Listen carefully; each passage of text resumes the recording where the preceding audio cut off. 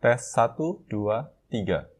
Video berikut merupakan recorded lecture atau rekaman perkuliahan untuk kelas Statistika Inferensi di program studi Sistem Informasi. Video ini tidak termasuk dalam video pembelajaran berseri yang dihasilkan oleh channel YouTube Indonesia Belajar. Di sini saya menggunakan channel Indonesia Belajar sebagai media untuk mendistribusikan video ini ke mahasiswa didik di kelas saya. Ini dilakukan sebagai respon terhadap pengurangan aktivitas belajar mengajar secara fisik di lingkungan kampus. Semoga recorded lecture ini dapat dimanfaatkan sebaik-baiknya untuk menggantikan sesi perkuliahan konvensional. Nah, di sini kita sudah memasuki bab 7 ya. Saya coba aktifkan dulu mode presentasi di Jupyter Notebook saya. Topik bahasan di bab 7 ini adalah hypothesis testing with one sample, atau kalau dalam bahasa Indonesia, hypothesis testing ini seringkali dikenal dengan istilah uji hipotesis. Nah, di sini atau dalam video perkuliahan kali ini, kita akan memfokuskan diri pada subbab 7.1, yaitu Introduction to Hypothesis Testing, ya, atau pengenalan uji hipotesis.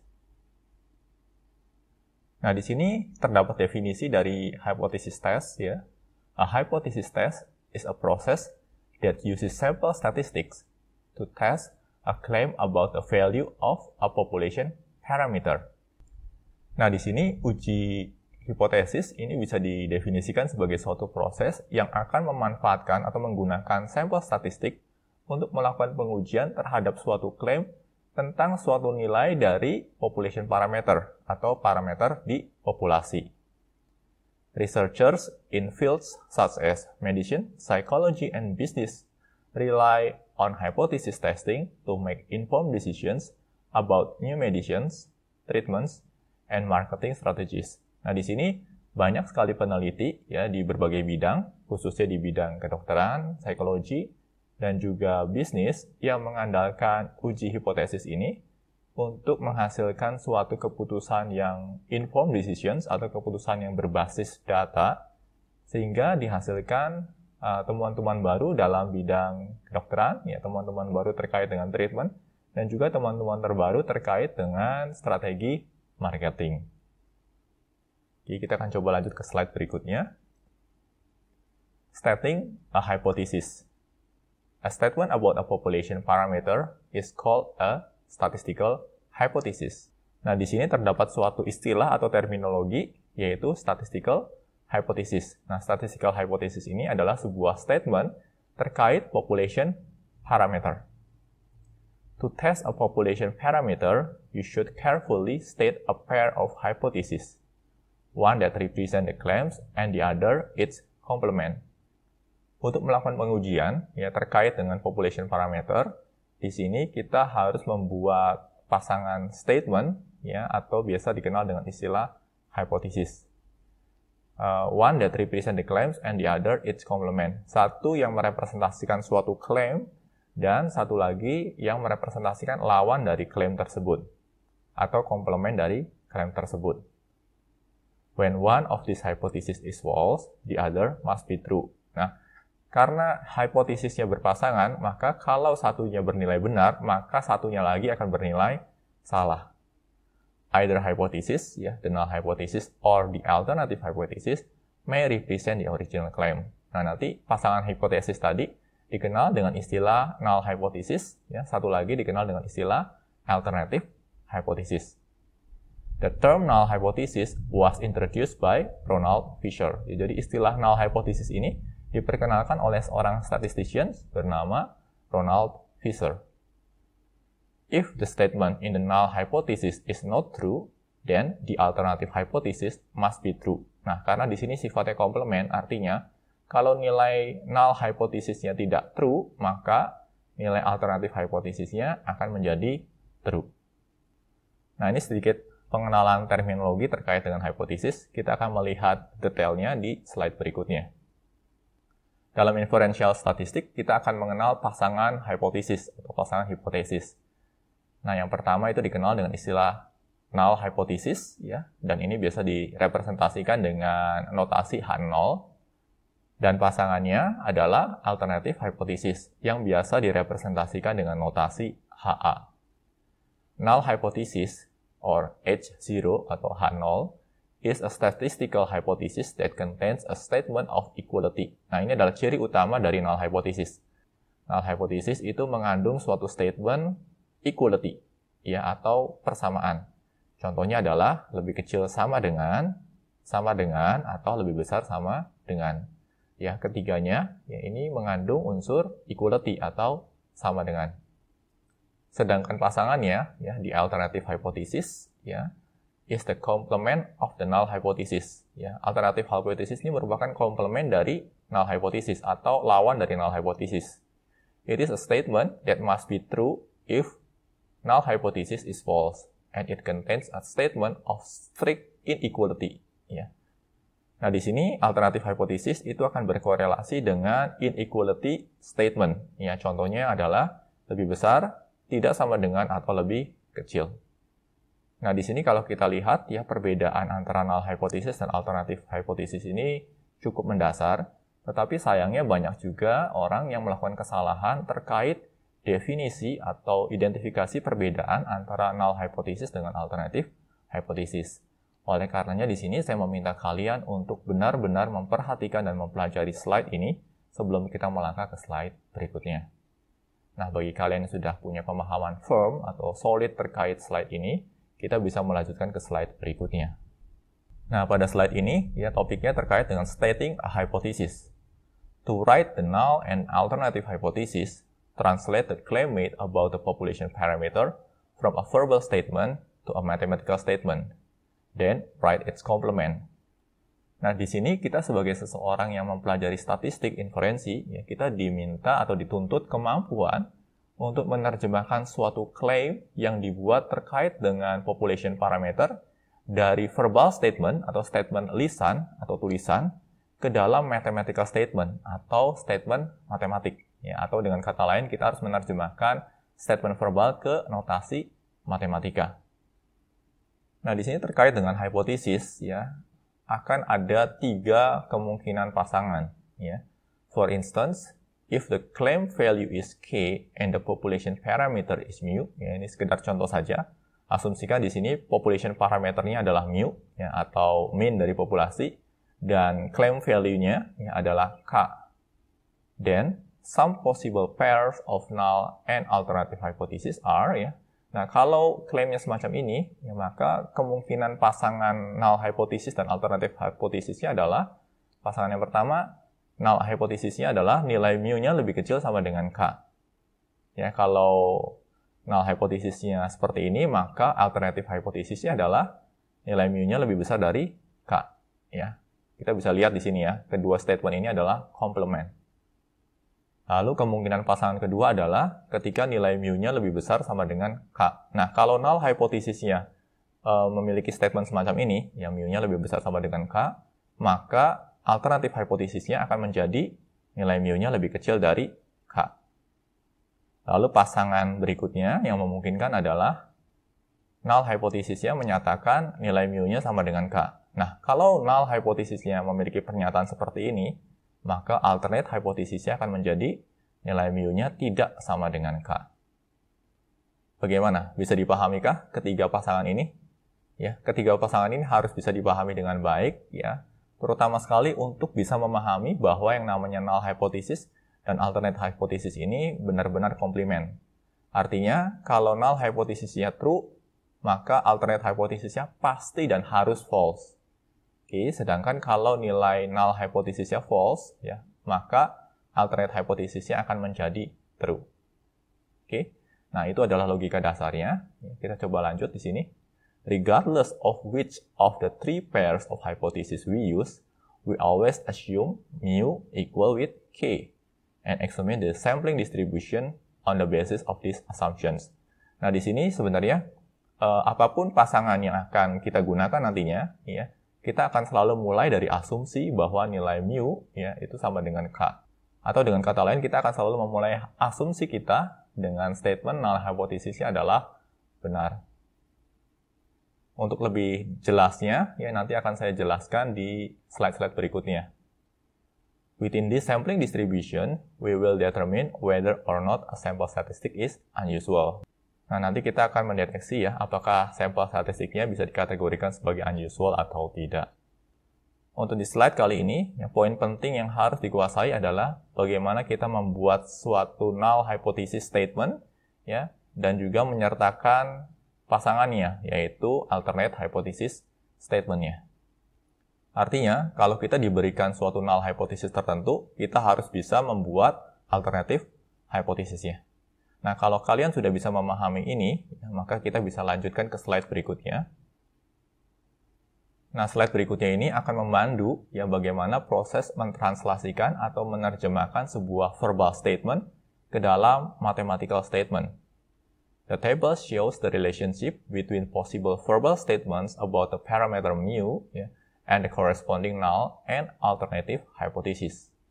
Similar statement can be made to test other population parameters such as P, sigma, or sigma square. Nah, di sini contohnya memang menggunakan mu sebagai population parameter. Tetapi kita bisa adopsikan hal yang sama ya terhadap parameter-parameter lain seperti P ya, atau proportion di sini, sigma atau sigma square. Nah, sebagai contoh di sini ya, verbal statement untuk null hypothesisnya adalah the mean is greater than or equal to K. Nah, kalau statementnya clear seperti ini, ya, proses translasinya mudah. Maka mathematical statementnya bisa menjadi, ya, null hypothesisnya jadi mu lebih besar sama dengan K. Oke. Tetapi yang namanya verbal statement itu kadang-kadang tidak sedetail semacam ini. Bisa jadi verbal statementnya adalah the mean is at least K. Ya, nilai mean-nya setidaknya K. Ya. Nah, statement seperti ini pun akan mengarah ke mathematical statement yang sama. Ya, kalau mu-nya setidaknya K, artinya nilai mu-nya itu akan lebih besar sama dengan K. Nah, ini sebenarnya hal unik atau hal menarik dari statistik. Karena statistik itu tidak hanya memberi kesempatan pada kita untuk mempelajari dan melakukan eksplorasi terhadap matematika, tetapi juga sebenarnya kita diajak untuk mengeksplorasi terhadap penggunaan kata dalam menyusun suatu statement. Nah, di sini kemampuan berbahasa juga sangat-sangat dituntut, ya. Artinya tidak hanya kemampuan matematika yang akan kita kembangkan, tetapi juga kemampuan berbahasa. Karena pada intinya di sini, ya, kita akan diminta untuk menerjemahkan suatu verbalic statement atau statement yang dalam bentuk kata-kata tadi ke dalam mathematical statement. Nah, ini sekedar gambaran ya bagaimana proses penerjemahan suatu verbal statement menjadi mathematical statement. Selanjutnya kita akan menuju ke slide berikutnya. Nah, pada slide ini ya kita akan diberikan contoh ya terkait bagaimana proses membuat null hypothesis dan juga alternative hypothesis dari suatu verbalic statement. Write the claim as a mathematical statement. State the null and alternative hypothesis and identify which represent the claim. Nah, di sini kita dihadapkan pada 3 buah claim ya, yang disampaikan secara verbal dan kita diminta untuk membuat atau menerjemahkan claim verbal ini menjadi null hypothesis dan alternative hypothesis yang dituliskan secara matematik. Kita coba lihat claim yang pertama ya. Claim yang pertama ini adalah a school publicizes that the proportion of its students who are involved in at least one extracurricular activity is 61%. Nah, di sini ada suatu klaim yang menyatakan bahwa sebuah sekolah atau suatu sekolah mempublikasikan proporsi siswa yang terlibat dalam setidaknya satu kegiatan ekstrakurikuler itu ada 61%. Oke, itu klaim pertama. Nah, klaim kedua di sini, ya, a car dealership announces that the mean time for an oil change is less than 15 minutes. Nah, di sini klaimnya adalah ada sebuah car dealer, ya, atau di sini sebenarnya servis mobil sih lebih tepatnya, yang membuat klaim bahwa rata-rata waktu yang dibutuhkan untuk melakukan pergantian oli itu kurang dari 15 menit. Nah, ini klaimnya, ya, ini klaim kedua. Berikutnya, klaim ketiga, a company advertises that the mean life of its furnace is more than 18 years. Furnaces ini tungku. Nah, berarti di sini ada sebuah perusahaan pembuat tungku yang membuat suatu klaim bahwa rata-rata usia dari tungku yang mereka buat itu lebih dari 18 tahun.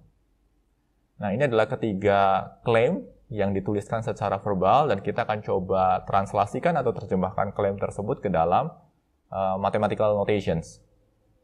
Kita akan lihat dari klaim yang pertama dulu ya. Klaim yang pertama ini adalah a school publicizes that the proportion of its student who are involved in at least one extracurricular activity is 61%.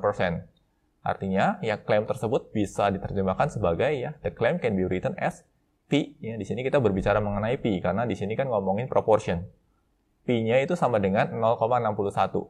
Ya, ini klaimnya. Lalu komplement dari klaim tersebut adalah ya P-nya tidak sama dengan 0,61. Ya, saya ulangi sekali lagi di sini. Klaimnya adalah ya proporsinya 0,61.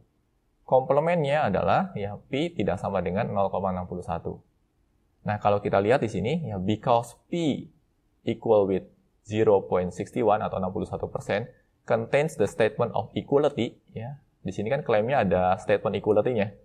Maka ya it becomes the null hypothesis. Maka klaim ini bisa kita jadikan sebagai null hypothesis. Sedangkan komplementnya di sini akan menjadi alternative hypothesis. Oleh karenanya kita bisa tulis seperti ini. In this case, the null hypothesis represent the claim. Ya. Klaimnya itu menjadi null hypothesis atau dengan kata lain, null hypothesisnya ini akan merepresentasikan klaimnya. Dan kita bisa tuliskan seperti ini. Ya. Ini ada semacam kurung kurawal besar, ya. Lalu H0, lalu ada H alternatif. Ya. Null hypothesisnya, ya, titik 2, P sama dengan 0,61. Sedangkan alternatif hypothesisnya, ya, atau HA, titik 2, ya, P tidak sama dengan 0,61. Dan kalau kita mau gambarkan secara visual, ya, penggambarannya lebih kurang seperti ini. Di sini ada rentang nilai, ya. Lalu di titik 0,61 tepat, ini kita beri H0. Berarti null hypothesisnya berada di titik ini. Sedangkan nilai-nilai lain pada deret bilangan ini akan merepresentasikan alternatif hypothesisnya. Bagaimana? Bisa dipahami ya untuk klaim yang pertama dulu. Selanjutnya kita akan lihat klaim yang kedua. Ya. A car dealership announces that the mean time for an oil change is less than 15 minutes. Ya, maka klaimnya itu bisa dituliskan sebagai berikut. Mu-nya lebih kecil dari 15, ya, karena less than 15 minutes di sini. Oke, dan di sini berbicara mengenai mean time for an oil change, ya, rata-rata waktu untuk pergantian oli. Lalu komplementnya adalah yang mu-nya lebih besar sama dengan 15. Nah, kalau kita lihat di sini, sudah jelas ya, ini akan menjadi alternative hypothesis karena mengandung inequality statement, sedangkan yang ini ya akan menjadi null hypothesis karena mengandung equality statement di sini. Tahu dengan kata lain, ya, in this case, the alternative hypothesis represent the claim. Ya, klaimnya itu direpresentasikan oleh alternative hypothesis. Nah, berbeda dengan klaim sebelumnya yang direpresentasikan dengan null hypothesis. Oke. Dan kalau kita mau tuliskan, ya statementnya menjadi null hypothesis titik 2, mu lebih besar sama dengan 15, ya. Alternate hypothesisnya, ya, mu lebih kecil dari 15. Dan kalau kita mau gambarkan secara visual, maka penggambarannya lebih kurang seperti ini. Oke. Untuk nilai 15 ke kanan, ya, atau 15 ke atas, ini akan menjadi wilayahnya null hypothesis. Sedangkan nilai-nilai lain yang berada di bawah 15, ini akan menjadi null hypothesisnya. Dan di sini saya kembali menekankan ya bahwa in this case, the alternative hypothesis represents the claim. Nah, dari dua contoh ini aja kita sudah bisa melihat ya bahwa yang namanya claim itu bisa direpresentasikan dengan null hypothesis. Claim juga bisa direpresentasikan dengan alternative hypothesis, tergantung konteks kasusnya. Oke, berikutnya kita akan coba lihat lagi di statement yang ketiga. A company advertises that the mean life of its furnaces is more than 18 years. Ya. More than 18 years. Lebih dari 18 tahun. Oke, maka ya klaimnya itu bisa dituliskan sebagai mu lebih besar dari 18 di sini. Dan komplementnya adalah ya mu lebih kecil sama dengan 18. Nah, di sini juga sama ya. Kita bisa melihat dengan sangat jelas ini inequality statement, ini equality statement. Artinya ini akan menjadi alternative hypothesis ya, dan yang ini akan menjadi null hypothesis. Ya, maka null hypothesisnya adalah mu lebih kecil sama dengan 18 dan alternative hypothesisnya mu lebih besar dari 18. In this case, the alternative hypothesis represents the claim.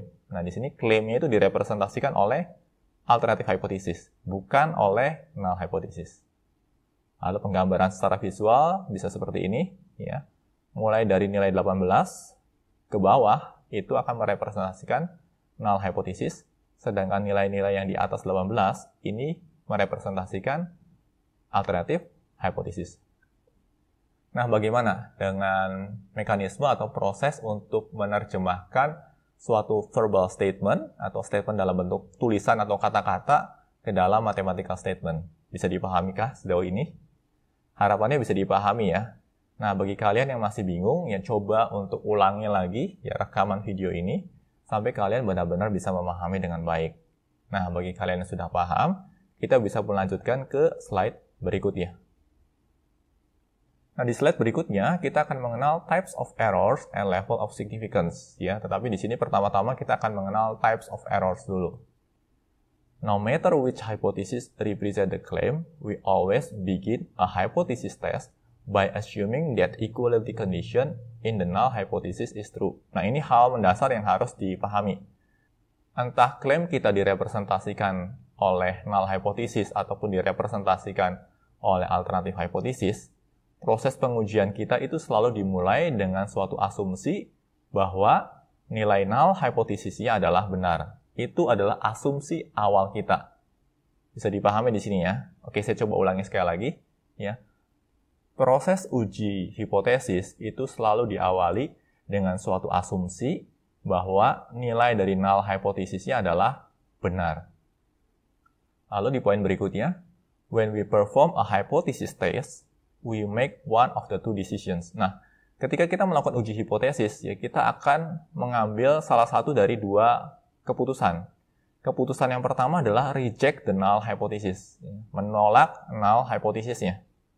Atau keputusan yang kedua, ini dikenal seringkali dengan istilah menerima null hypothesis, atau kalau mengacu ke textbook, itu dikenal dengan istilah fail to reject the null hypothesis. Nah, tetapi untuk sementara ini, kita mengadopsi istilah menerima dulu ya, menerima null hypothesisnya. Oke, saya ulangi sekali lagi, ketika kita melakukan uji hipotesis, ya, maka ada dua keputusan yang mungkin untuk diambil. Ya, keputusannya adalah yang pertama menolak null hypothesisnya, atau keputusan kedua adalah kita menerima null hypothesisnya. Nah, konteks ini akan lebih mudah untuk dipahami sewaktu kita melangkah ke slide berikutnya. Jadi kalau kalian masih agak sedikit bingung, it's okay, ya karena akan lebih jelas sewaktu kita melihat slide berikutnya. Oke, cuma di sini pahami dulu ya bahwa ada dua kemungkinan keputusan yang akan kita ambil, menolak null hypothesis atau menerima null hypothesisnya. Oke, berikutnya. Because your decisions is based on a sample rather than the entire population, there is always the possibility you will make the wrong decisions. Nah, ini sangat-sangat penting sekali, yang seringkali kita lupa, ya, atau orang yang menggunakan statistical tools itu lupa, ya. Nah, di sini keputusan yang kita ambil, ya, entah itu menolak null hypothesis ataupun menerima null hypothesis, keputusan yang kita ambil itu berdasarkan sampel statistik, oke? Bukan berdasarkan keseluruhan populasi. Artinya, akan selalu ada kemungkinan bagi kita untuk mengambil keputusan yang salah atau melakukan kesalahan dalam pengambilan keputusan. Berikutnya, the only way to be absolutely certain of whether null hypothesis is true or false is to test the entire population. Nah, di sini kalau kita mau benar-benar yakin ya, apakah nilai null hypothesisnya itu benar atau salah, maka kita harus melakukan pengujian di keseluruhan populasi. Tetapi sayangnya di banyak kasus, kita memang nggak memungkinkan untuk mendapatkan keseluruhan data atau data-data di tingkat populasi. Oleh karenanya, mau nggak mau di banyak kasus kita akan mengandalkan sampel statistics. Because your decisions, either to reject or to accept the null hypothesis is based on a sample, you must accept the fact that your decisions must be incorrect. Nah, ini adalah suatu kesadaran dasar yang sebaiknya dan memang harusnya dimiliki oleh setiap statistician sewaktu mereka menggunakan statistical tools dan uji statistik yang mengandalkan sampel statistics. Oke, kita akan coba lanjut ke slide berikutnya. types of error. Nah, di sini akan ada dua jenis error yang mungkin dihasilkan dari keputusan yang kita ambil. Nah, error ini berarti identik dengan kesalahan, ya. Error yang pertama itu dikenal dengan istilah type 1 error, sedangkan error yang kedua ini dikenal dengan istilah type 2 error, ya. Jadi ini bukan hal atau terminologi yang sulit untuk dihafal, ya. Type 1 error, type 2 error. Nah, kita lihat di sini definisinya. A type 1 error occurs if the null hypothesis is rejected when it is true. Atau dengan kata lain, failed to accept, ya, gagal untuk menerima null hypothesisnya. Type 2 error occurs if the null hypothesis is not rejected when it is false. Atau gagal atau failed to reject, ya, gagal menolak. Oke. Nah, type 1 error itu terjadi ketika ya null hypothesisnya ditolak, ya, atau kita tolak, padahal sebenarnya nilai dari null hypothesis itu adalah benar. Ya, atau dengan kata lain, kita gagal untuk menerima null hypothesisnya. Type 2 error itu terjadi ketika kita menerima null hypothesis atau kita tidak mereject null hypothesisnya, walau padahal nilai dari null hypothesisnya adalah salah. Atau dengan kata lain, di sini kita gagal untuk mereject, ya, fail to reject. Nah, untuk bisa memahami ini dengan lebih baik, ya berikut ada suatu table yang akan membantu kita untuk memperdalam pemahaman. Nah, di sini ada yang namanya truth of null hypothesis, ya. Nah, di sini ada dua kasus, ya. Kasus yang pertama adalah nilai null hypothesisnya memang benar, ya, atau true. Dan kasus yang kedua, null hypothesisnya adalah salah. Dan ini fakta, oke? Ini fakta. Fakta yang pertama adalah fakta di mana nilai null hypothesisnya benar. Fakta yang kedua atau kebenaran yang kedua adalah null hypothesisnya memang salah. Lalu berikutnya di kolom ini adalah kolom keputusan, oke? Nah, keputusan yang kita ambil ada dua, ya, menerima null hypothesis atau kita tidak menolak null hypothesisnya, dan keputusan yang kedua adalah menolak null hypothesisnya. Kita akan lihat satu persatu di sini. Kalau null hypothesisnya memang benar dan kita tidak menolak null hypothesis tersebut atau kita menerima null hypothesis tersebut, ya, maka keputusan kita adalah keputusan yang benar atau correct decisions, ya. Null hypothesis benar dan kita keputusannya adalah menerima null hypothesis tersebut. Maka ini adalah keputusan yang tepat. Kondisi berikutnya, kalau null hypothesisnya salah, ya, dan kita menolak null hypothesis tersebut, maka keputusan kita juga adalah keputusan yang tepat. Null hypothesisnya salah, dan keputusan kita menolak null hypothesis tersebut. Maka keputusan kita adalah keputusan yang tepat. Nah, berikutnya kita akan coba lihat kesalahan dalam keputusan, ya. Kesalahan yang pertama adalah ketika null hypothesisnya bernilai benar, tetapi keputusan kita adalah untuk menolak null hypothesis tersebut. Nah, ini yang dikenal dengan istilah type 1 error atau kesalahan tipe pertama. Ya, saya ulangi sekali lagi, ya. Kondisinya, ya, atau situasinya di sini adalah null hypothesisnya memang benar, tetapi keputusan yang kita ambil adalah menolak null hypothesisnya. Ya, berarti kan salah kita, ya. Dan kesalahan kita ini dikenal dengan istilah type 1 error atau kesalahan jenis pertama. Oke. Lalu kondisi kedua adalah ketika null hypothesisnya memang salah, ya. Tetapi kita tidak menolak null hypothesis tersebut dan malah menerima null hypothesisnya. Ya, artinya kita melakukan kesalahan dalam pengambilan keputusan. Dan kesalahan tersebut dikenal dengan istilah type 2 error atau kesalahan jenis kedua. Nah, harapannya dengan adanya tabel ini, kita bisa lebih memahami apa yang dimaksud dengan type 1 error dan type 2 error. Pemahaman terkait dengan type 1 error dan type 2 error juga sangat-sangat penting sekali. Jadi pastikan kalian untuk benar-benar mendapatkan pemahaman yang solid terkait type 1 error dan type 2 error ini. Selanjutnya kita akan coba melangkah ke slide berikutnya. A hypothesis testing is sometimes compared to the legal system used in the United States. Nah, di sini ada analogi yang cukup menarik yang memang banyak dipakai juga untuk memahami konteks type 1 error dan type 2 error, ya. Nah, di sini analoginya terkait dengan analogi dalam bidang hukum, ya. A carefully worded accusation is written, ya. The defendant, ya, is assumed innocence atau null until proven guilty. The burden of proof lies with the prosecutions. If the evidence is not strong enough, then there is no conviction. A not guilty verdict does not prove that a defendant is innocent. Nah, dalam konteks hukum, ya, seseorang atau seorang terdakwa itu selalu diasumsikan tidak bersalah. Ya. Makanya ada istilah asas praduga tak bersalah sampai dia terbukti memang bersalah. Nah, di sini yang mendapatkan beban untuk membuktikan itu ada di sisi penuntut atau prosecutions. Dan ketika bukti-bukti yang ada atau bukti-bukti yang dikumpulkan itu tidak cukup kuat, maka kita tidak bisa membuat suatu convictions atau dakwaan. Dan di sini akan muncul pernyataan not guilty atau tidak bersalah. Tetapi yang perlu diperhatikan di sini adalah pernyataan tidak bersalah yang diputuskan di pengadilan itu tidak membuktikan bahwa terdakwa tersebut memang benar-benar innocent atau tidak bersalah. Itu hanya berupa keputusan atau verdict, ya, di sini keputusan peradilan berdasarkan bukti-bukti yang memang tidak cukup kuat untuk mematahkan asumsi praduga tak bersalah tadi. The evidence needs to be conclusive beyond a reasonable doubt. The system assumes that more harm is done by convicting the innocent, ya, type 1 error, than by not convicting the guilty, type 2 error.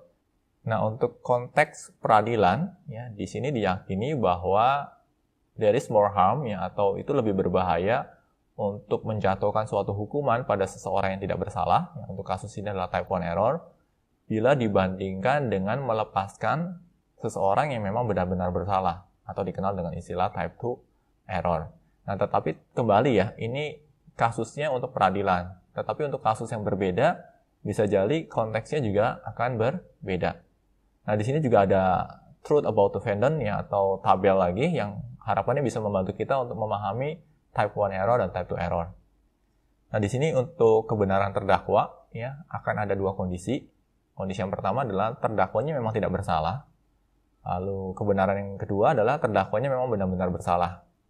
Nah, verdict atau keputusan peradilan nanti juga ada dua. Menyatakan tidak bersalah, ya, atau menyatakan bersalah. Oke. Nah, di sini kalau si terdakwa tersebut tidak bersalah dan dinyatakan tidak bersalah oleh peradilan, maka kita akan mendapatkan keadilan atau justice. Oke. Sedangkan kalau terdakwanya memang bersalah dan keputusan peradilannya bilang bersalah, ya, atau guilty, maka di sini juga kita memperoleh keadilan. Tetapi ada kemungkinan juga sebuah peradilan melakukan kesalahan. Misalkan terdakwanya sebenarnya tidak bersalah, tetapi verdict atau putusan peradilan menyatakan dia bersalah. Maka di sini terjadi kesalahan dalam pengambilan keputusan yang kalau dalam konteks statistik ini dikenal dengan istilah type 1 error atau kesalahan jenis pertama. Oke. Lalu kemungkinan kesalahan yang kedua adalah si terdakwanya memang benar-benar bersalah, tetapi putusan peradilan menyatakan dia tidak bersalah. Nah, di sini terjadi kesalahan kedua, ya, yang seringkali dikenal dengan istilah type 2 error. Nah, bagaimana dengan contoh kasus ini? Harapannya bisa lebih memahami lagi, ya, perbedaan antara type 1 error dengan type 2 error. Kita akan lanjut ke slide berikutnya. Nah, di sini ada contoh kasus yang harapannya bisa membantu kita untuk memahami type 1 error dan type 2 errors dengan lebih baik. Di USDA, ya, atau United States Department of Agriculture, ya, limit for salmonella contamination for chicken is 20%. Nah, di sini ada organisasi di Amerika yang namanya USDA yang mengatur produk-produk agriculture, ya, termasuk juga peternakan, yang membuat suatu kebijakan, ya, bahwa salmonella contamination untuk chicken itu ambang batasnya adalah di 20%. Lalu berikutnya ada seorang meat inspector reports that the chicken produced by a company exceed the USDA limit, ya. Di sini ada seorang inspektor atau petugas yang memeriksa daging, ya, dan membuat laporan bahwa ayam yang dihasilkan oleh suatu perusahaan peternakan tertentu itu sudah melewati ambang batas yang ditetapkan oleh USDA. Lalu berikutnya, you perform a hypothesis test to determine whether the meat inspector's claim is true. Nah, di sini kita akan coba menyusun uji hipotesis, ya, yang akan menguji klaim yang dinyatakan oleh inspektor tadi. When will a type 1 or type 2 error occur? Ya. Which error is more serious? Nah, di sini kita bakal melakukan analisis juga, ya. Kalau kemungkinan ada kesalahan, ya, yang berupa type 1 error, type 1 errornya itu seperti apa? ya. Dan kalau kemungkinan dilakukan kesalahan jenis kedua atau type 2 error itu seperti apa? Dan apa konsekuensi dari type 1 error dan type 2 errornya? Dan mana yang lebih berbahaya, type 1 error atau type 2 error? Oke, nah ini adalah konteks dari studi kasus kita. Berikutnya kita akan coba analisis dengan lebih dalam. Oke, di sini untuk solusinya ya, let P represent the proportion of the chicken that is contaminated. The meat inspector's claim is more than 20% is contaminated. Ya, dan di sini klaimnya menyatakan atau klaim yang dilakukan oleh inspektor tadi menyatakan bahwa lebih dari 20% itu terkontaminasi. Nah, berikutnya kita akan menuliskan null dan alternatif hipotesisnya. Nah, klaimnya ini kan more than 20% atau lebih dari 20%. Nah, ini merupakan atau merepresentasikan inequality statement. Maka klaim ini akan menjadi alternatif hipotesis, di mana alternatif hipotesisnya menyatakan nilai P-nya itu lebih besar dari 0,2 ya, atau 20%. Sedangkan null hipotesisnya akan menjadi komplementnya ya, di mana nilai P-nya lebih kecil sama dengan 0,2. In this case, the alternative hypothesis represents the claim. Oke, selanjutnya kita akan coba cermati dengan lebih detail ya. Kita coba gambarkan di sini ya, diagram sederhananya atau visualisasi sederhananya ya. 0,20 ya ke bawah itu merepresentasikan null hypothesis.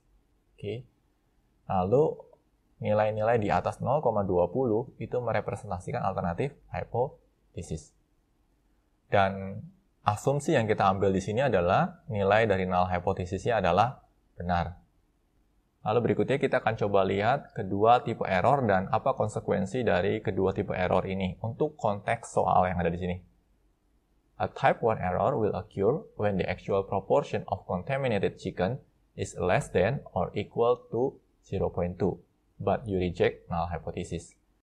Nah, error jenis pertama ini muncul kalau memang proporsi dari contaminated chicken-nya itu lebih kecil atau sama dengan 0,2. Tetapi kita melakukan penolakan terhadap null hypothesisnya. Lalu berikutnya, ya, untuk error tipe kedua, ya, a type 2 error will occur when the actual proportion of contaminated chicken is greater than 0.2, but you do not reject null hypothesis. Nah, kesalahan jenis kedua adalah, ya, secara fakta, sebenarnya proporsi dari contaminated chicken-nya itu memang lebih besar dari 0,2. Tetapi kita tidak melakukan rejection atau penolakan terhadap null hypothesisnya. With a type 1 error, ya, kalau kita melakukan type 1 error, you might create a health scare and hurt the sales of chicken producers who were actually meeting the USDA limits.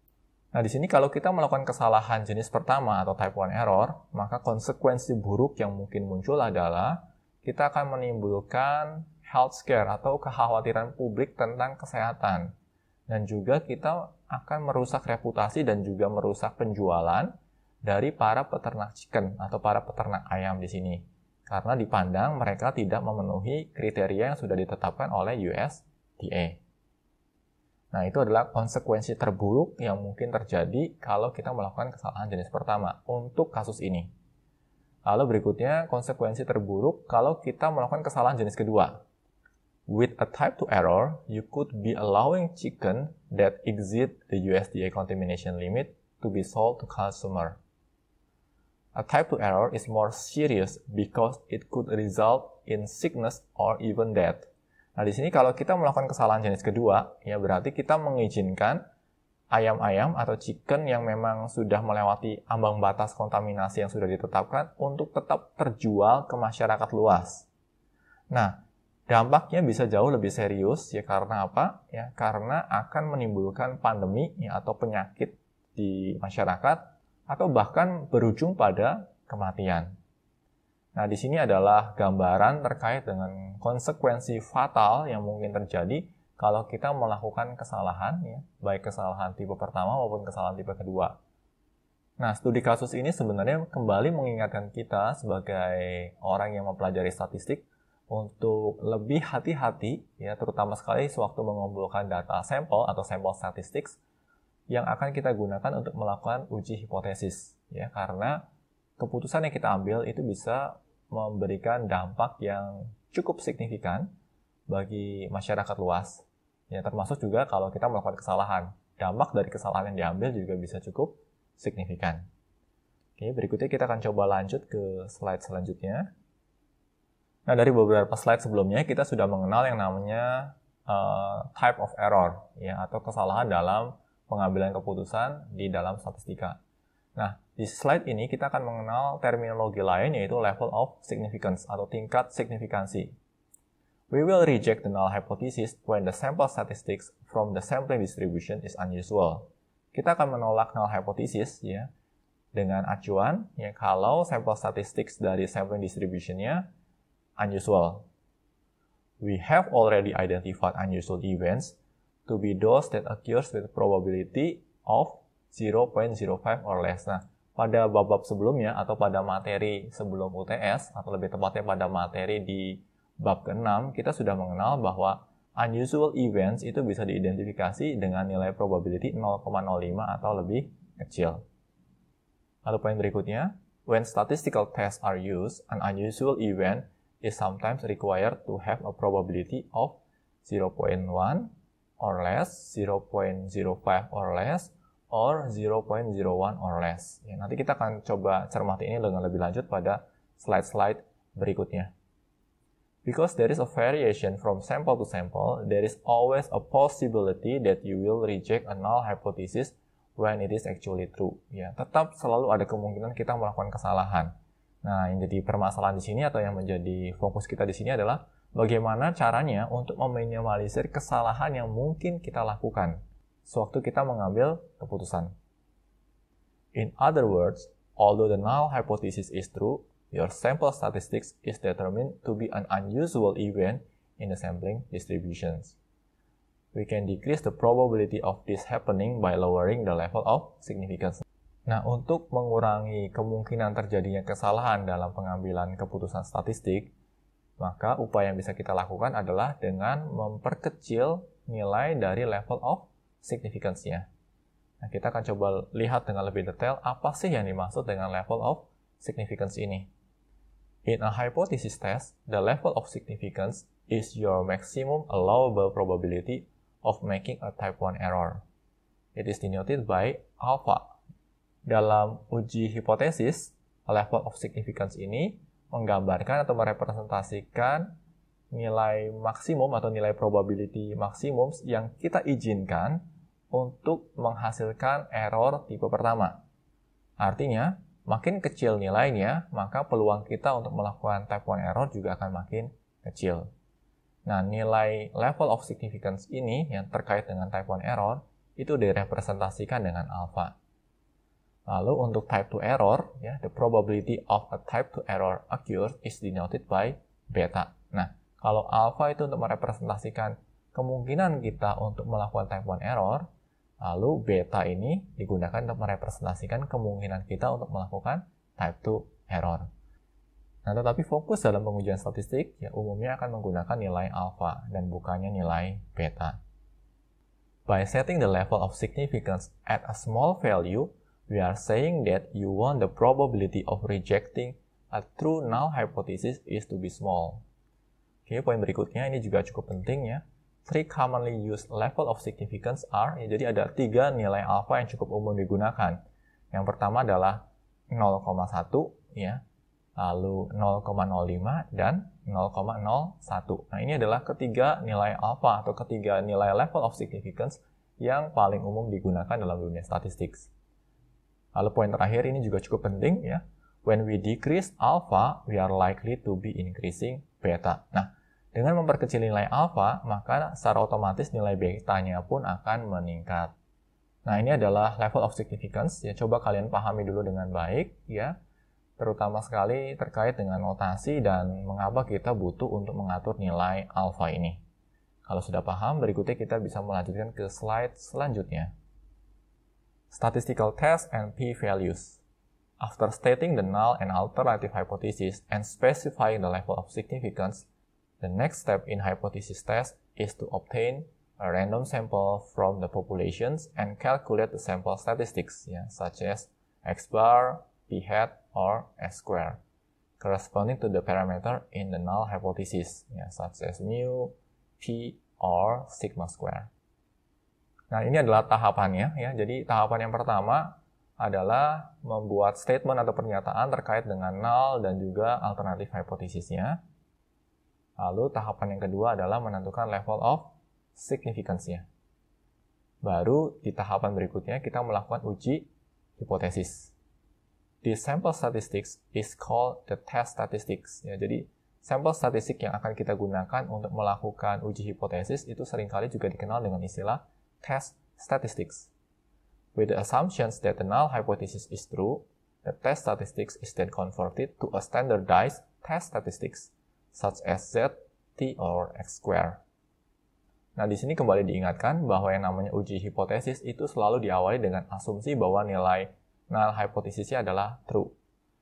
Lalu selanjutnya, test statistik yang kita miliki akan dikonversikan ke dalam standardized test statistics. Ya, di sini nanti ada 3 kemungkinan, yaitu Z, T, dan juga X square. Kita akan lebih dalam mempelajari standardized test statistik pada subbab-subbab berikutnya. The standardized test statistics is used in making the decisions about the null hypothesis. Nah, standardized test statistik ini akan kita gunakan untuk membuat keputusan terkait dengan null hypothesisnya. Dan kita tahu bahwa keputusannya nanti ada 2. Apakah untuk mereject atau menolak null hypothesisnya, dan keputusan berikutnya adalah untuk menerima atau fail to reject the null hypothesis. Kita akan coba menuju ke slide berikutnya di sini.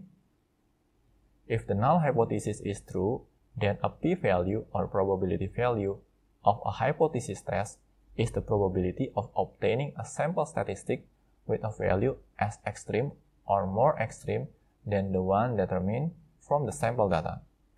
The p-value of a hypothesis test depends on the nature of the test. There are 3 types of hypothesis tests: left tail, right tail, and two tail. Nah, di sini ada 3 jenis ya atau 3 tipe uji hipotesis, yaitu left tail, right tail, dan two tail. Dan ini harus benar-benar dipahami dengan baik. The type of test depend on the location of the region of the sampling distributions that favors a rejection of null hypothesis. This region is indicated by the alternative hypothesis. Nah, nanti kita akan coba pelajari lebih lanjut terkait dengan ketiga jenis uji hipotesis ini. Nah, poin utama dari slide ini adalah kita mengetahui bahwa ada 3 jenis uji hipotesis, yaitu left tail, right tail, dan two tail. Nah, nanti pada slide berikutnya kita akan mengenal lebih lanjut apa yang dimaksud dengan left, right, dan two tail tadi. Oke, kita akan coba melangkah ke slide berikutnya di sini. Identifikasi uji statistik, apakah dia berupa left tail, right tail, ataupun two tail, itu ditentukan oleh alternatif hipotesisnya.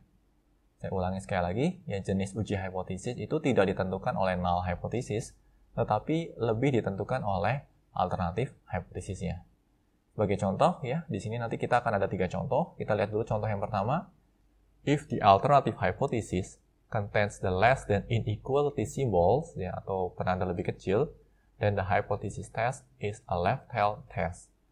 Nah, kalau hipotesis alternatif kita mengandung statement lebih kecil, ya atau less than, maka hipotesis test atau uji hipotesis yang akan kita gunakan adalah left tail test. Nah, di bawah ini ada ilustrasi secara visual, ya. Di sini null hypothesisnya nilai mu-nya lebih besar sama dengan K. Lalu alternatif hypothesisnya nilai mu-nya lebih kecil dari K. Lalu berikutnya ya kita identifikasi standardized test statistiknya. Oke. Dan di sisi kiri ini akan merepresentasikan area dari alternatif hypothesis. Sedangkan yang ada di sisi kanan ini merepresentasikan area dari null hypothesisnya. Nah, kalau kondisinya seperti ini, maka uji statistik yang bisa kita lakukan adalah left tail test. Selanjutnya kita akan lihat studi kasus yang kedua. Ya.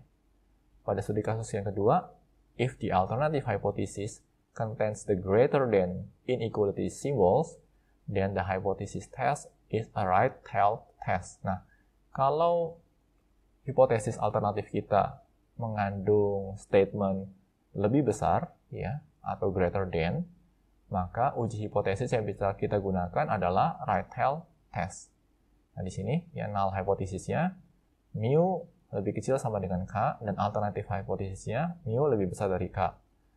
Lalu setelah sampel statistiknya dibuat normalized distribution seperti ini, dan standardized test statistiknya juga sudah dicari, ya, maka di sini ya ini akan menggambarkan area dari alternatif hipotesis, ya, dan yang ada di sisi kiri ini menggambarkan area dari null hipotesisnya. Dan uji statistik yang akan kita terapkan bila kondisinya seperti ini adalah right tail test. Lalu berikutnya di sini, ya, untuk studi kasus yang ketiga, if the alternative hypothesis contains the not equal to symbols, ya, then the hypothesis test is a two-tail test. In a two-tail test, each tail has an area of half P atau setengah dari P.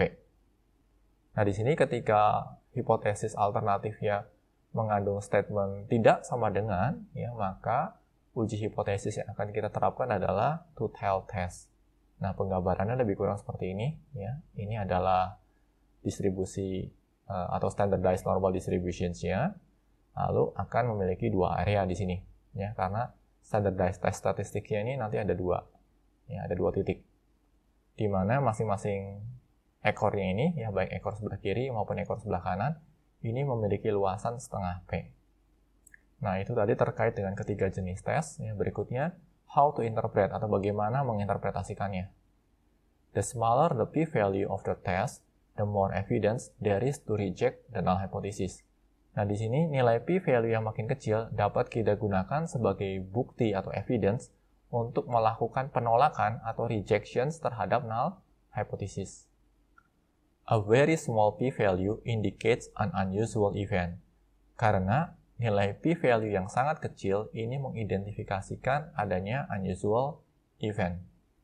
However, that even a very low p-value does not constitute proof that the null hypothesis is false, only that it's probably false.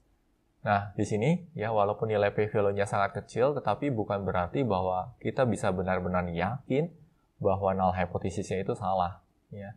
Yang kita lakukan di sini memang kita mereject null hypothesisnya berdasarkan sampel statistik yang kita miliki, tetapi kita juga perlu ingat bahwa keputusan kita ini diambil berdasarkan sampel statistik, ya, dan tidak diambil berdasarkan nilai dari parameter population. Jadi tetap ada kemungkinan bahwa keputusan yang kita ambil adalah salah.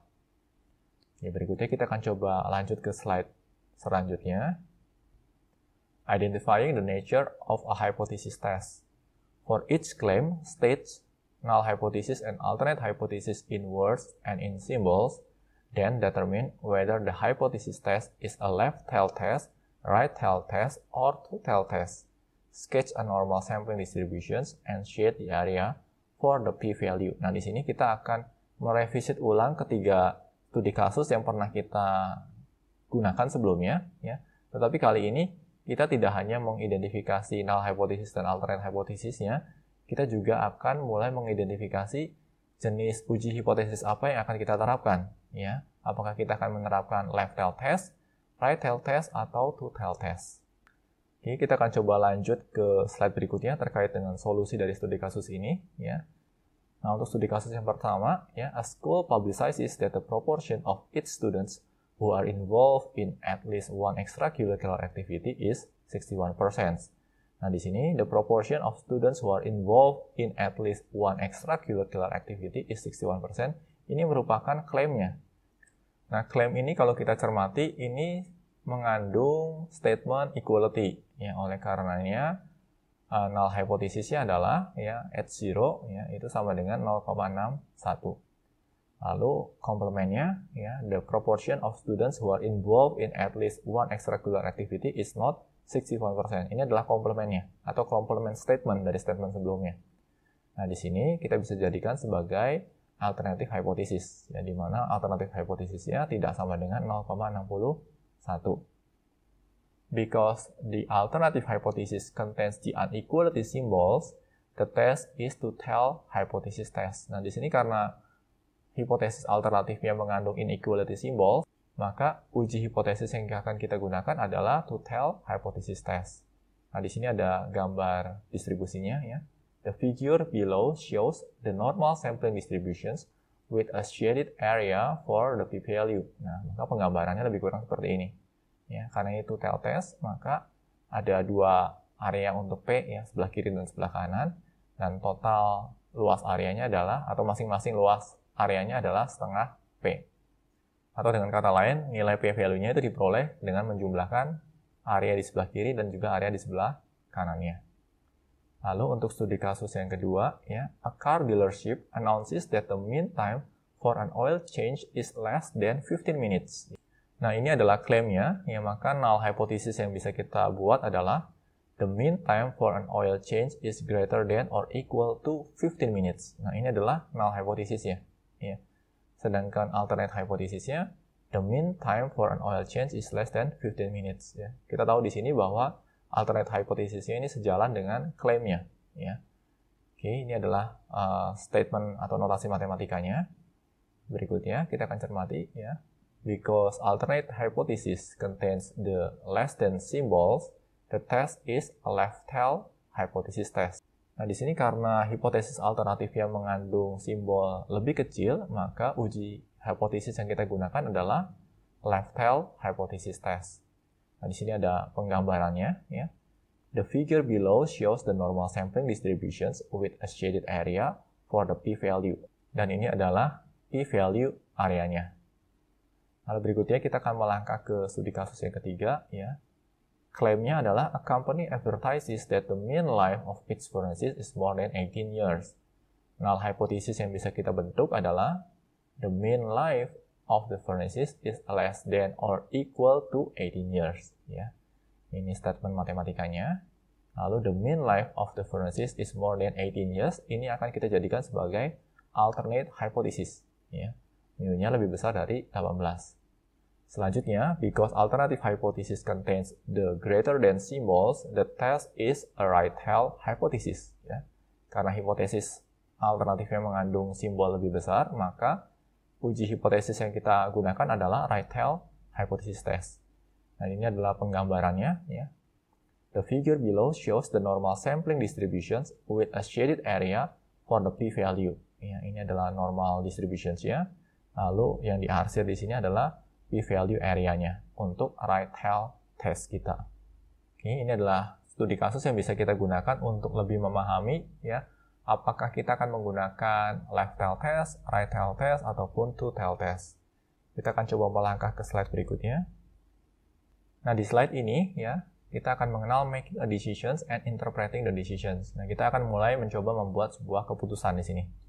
To conclude a hypothesis test, we make a decisions and interpret those decisions. For any hypothesis test, there are two possible outcomes. Ya. Untuk setiap uji hipotesis, ya, selalu ada dua kemungkinan atau dua keputusan yang akan diambil. Keputusan yang pertama adalah reject the null hypothesis, ya, menolak null hypothesis, ya. Atau kemungkinan yang kedua adalah accept, ya, the null hypothesis. Atau istilah lainnya adalah fail to reject the null hypothesis. Nah, pada slide ini kita akan mempelajari kondisi apa sih yang akan mengarahkan kita untuk mereject null hypothesis, ya, dan kondisi seperti apa yang akan mengarahkan kita untuk menerima null hypothesisnya. Nah, pada poin berikutnya, ya, kita akan coba lihat to use a p-value to make a decision in hypothesis test, compare the p-value with alpha. Nah, di sini keputusan diambil berdasarkan perbandingan antara nilai p-value dengan nilai alfanya. If p-value less than or equal alpha, then reject null hypothesis. Nah, null hypothesis akan kita reject kalau nilai P-nya atau p-value-nya itu lebih kecil sama dengan alpha. Ya, alpha di sini kita tahu merepresentasikan level of significance. If p-value greater than alpha, then accept, ya, atau dengan kata lain fail to reject null hypothesis. Oke, saya ulangi sekali lagi. Kita akan menolak atau kita akan mereject null hypothesis, ya, ketika nilai P-nya atau P-value-nya itu lebih kecil atau sama dengan alpha, ya.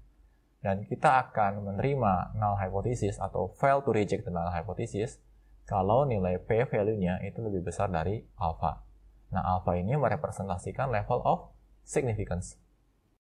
Accepting or failing to reject the null hypothesis does not mean that we have accepted the null hypothesis as true. It simply means that there is not enough evidence to reject the null hypothesis. Nah, di sini ada konteks penting yang harus dipahami dengan baik, ya. Sewaktu kita memutuskan untuk menerima null hypothesis, itu tidak berarti bahwa nilai null hipotesisnya memang benar. Kita menerima null hypothesis karena memang kita tidak cukup evidence ya, atau kita tidak punya cukup bukti untuk menolak null hypothesisnya. Tetapi bukan berarti nilai null hypothesisnya memang benar. To support a claim, state it so that it becomes the alternative hypothesis. To reject a claim, state it so that it becomes the null hypothesis. Nah, dua hal ini akan kita pelajari dengan lebih detail pada slide berikutnya. Kita akan lihat dulu ya tabel ini. Pada tabel ini nanti ada kolom klaim dan ada kolom keputusan. Nah, terkait dengan klaim, ya, klaim ini bisa berupa null hypothesis, klaim juga bisa berupa alternative hypothesis.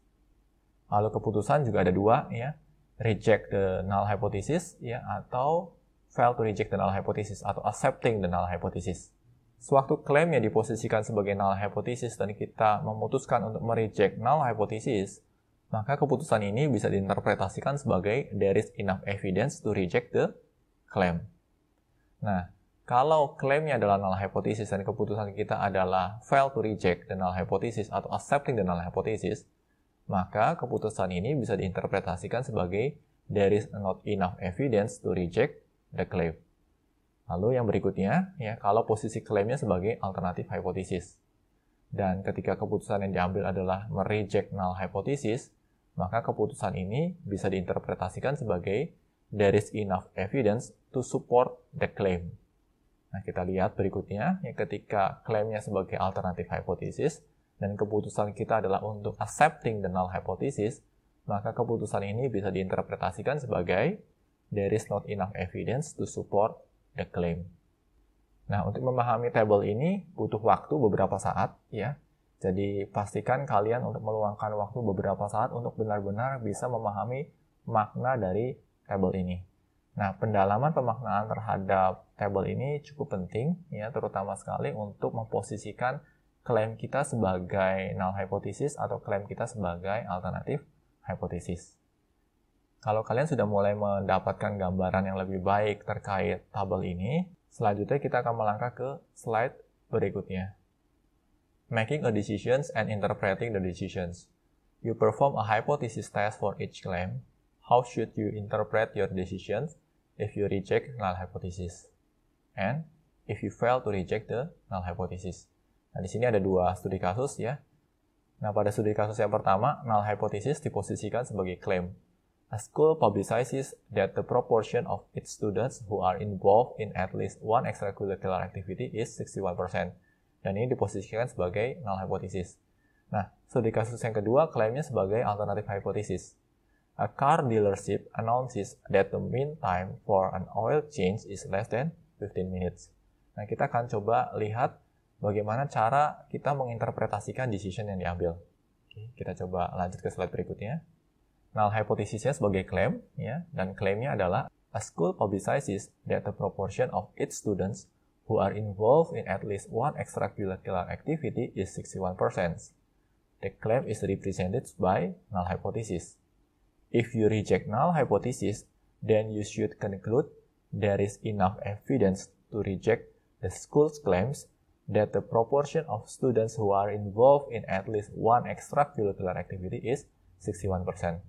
Nah, di sini berarti kalau kita mereject null hypothesis, ya, artinya kita membuat suatu pernyataan, there is enough evidence, ya, terdapat cukup bukti untuk menolak klaim yang dibuat oleh sekolah terkait proporsi jumlah siswa yang terlibat dalam setidaknya satu kegiatan ekstrakurikuler adalah 61%. Atau kemungkinan keputusan yang kedua adalah if you fail to reject null hypothesis, atau dengan kata lain, if you accepting the null hypothesis, then you should conclude there is not enough evidence to reject the school's claim that the proportion of students who are involved in at least one extracurricular activity is 61%.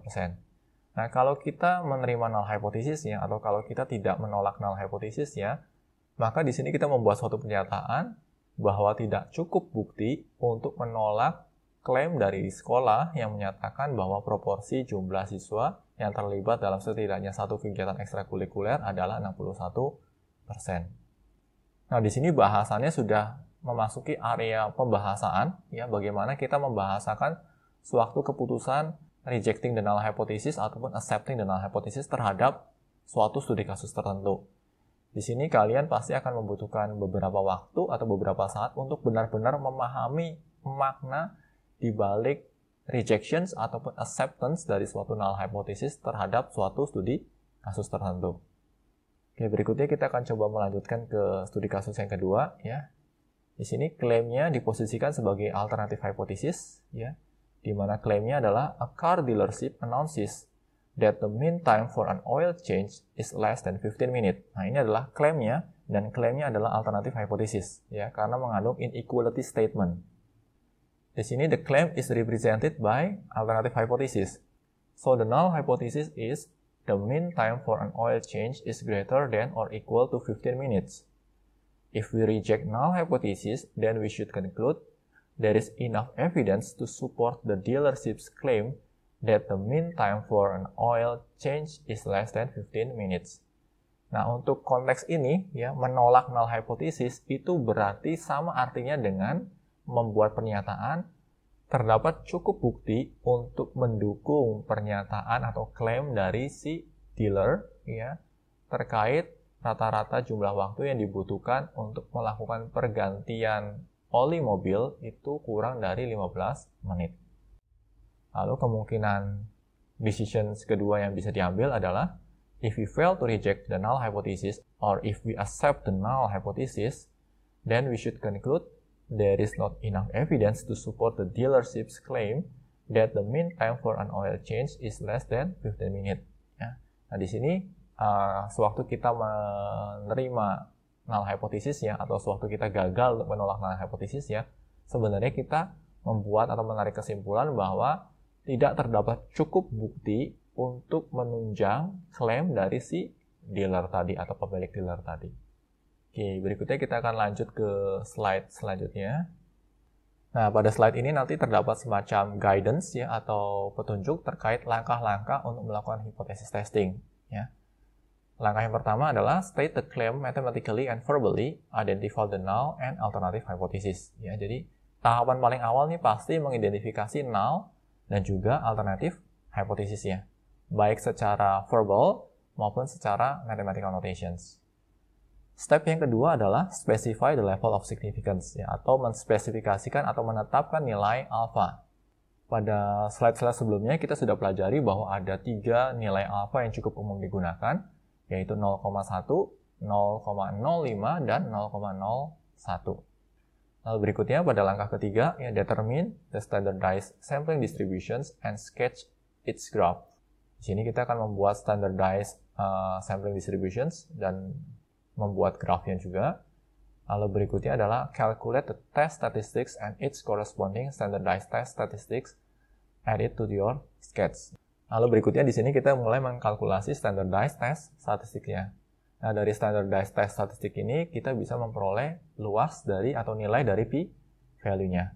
Nah, setelah p-value-nya diperoleh, maka kita mulai bisa membuat suatu keputusan, ya, dengan cara membandingkan p-value-nya dengan level of significance. Is the p-value less than or equal to the level of significance? Kalau nilai p-value-nya lebih kecil atau sama dengan alpha, maka kita reject null hypothesis, ya. Tetapi kalau tidak, maka kita fail to reject atau kita accepting the null hypothesis-nya. Nah, setelah keputusannya dibuat, berikutnya kita mulai menuliskan statement kita, ya. Write a statement to interpret the decisions in the context of the original claim. Nah, ini lebih kurang 7 langkah yang bisa kita lakukan sewaktu kita melakukan uji hipotesis. Kita akan coba lanjut ke slide berikutnya.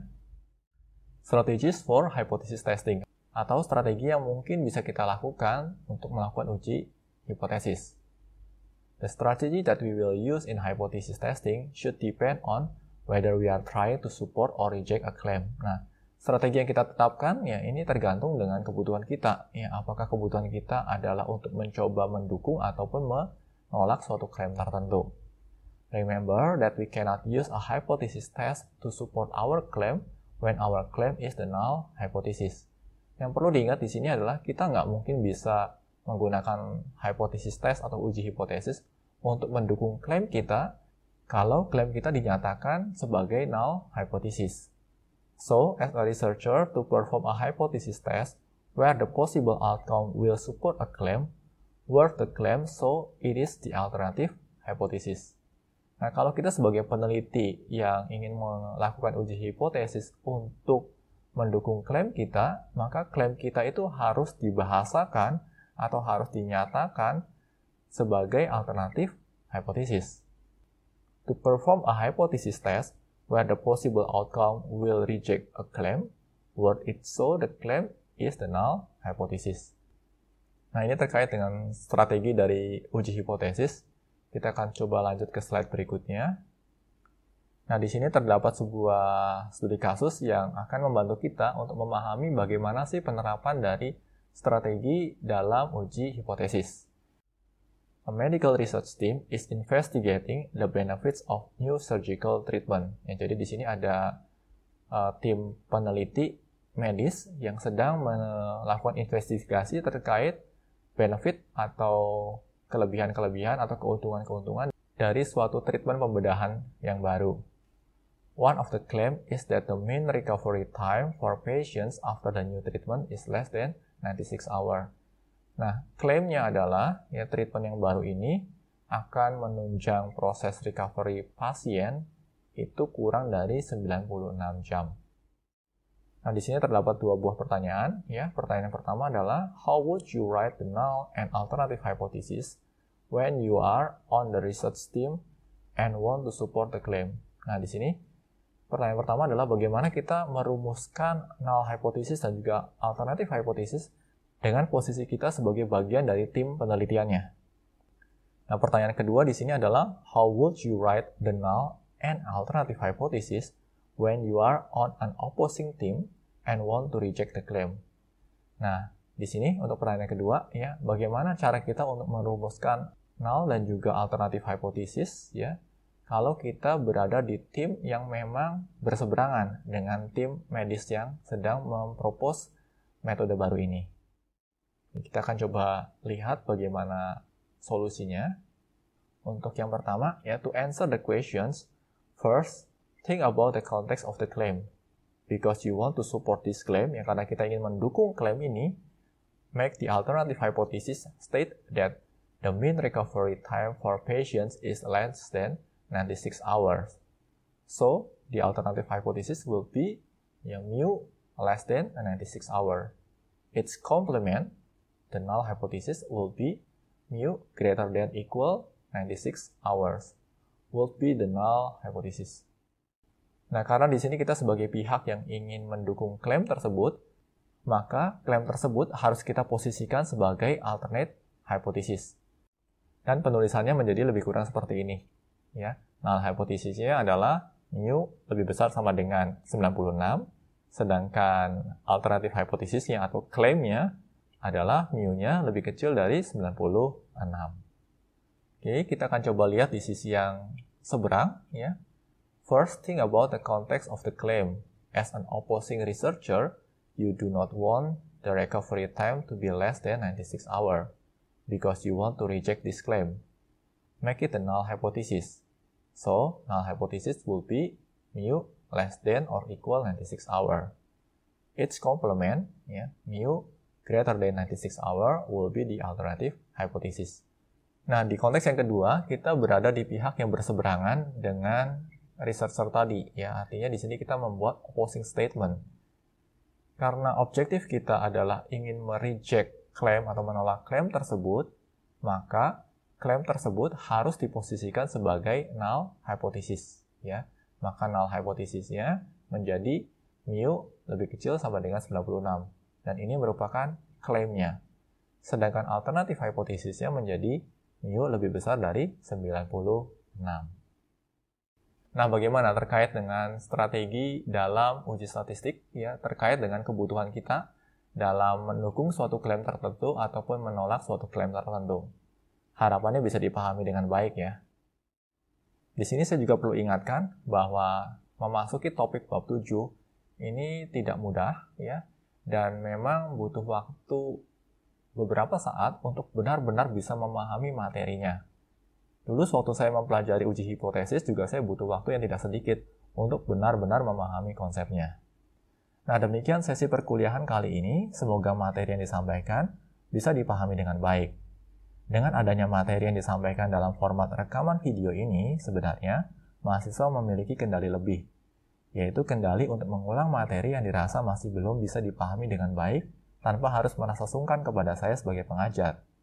Fokuskan proses belajar pada satu tujuan, yaitu mendapatkan pemahaman terbaik terkait materi pembelajaran yang disampaikan. Tetap semangat untuk belajar dan jangan sia-siakan usia muda yang kalian miliki. Akhir kata, saya mau mengutip pesan yang selalu disampaikan melalui channel Indonesia Belajar ini. Banyak belajar, biar bisa bantu banyak orang.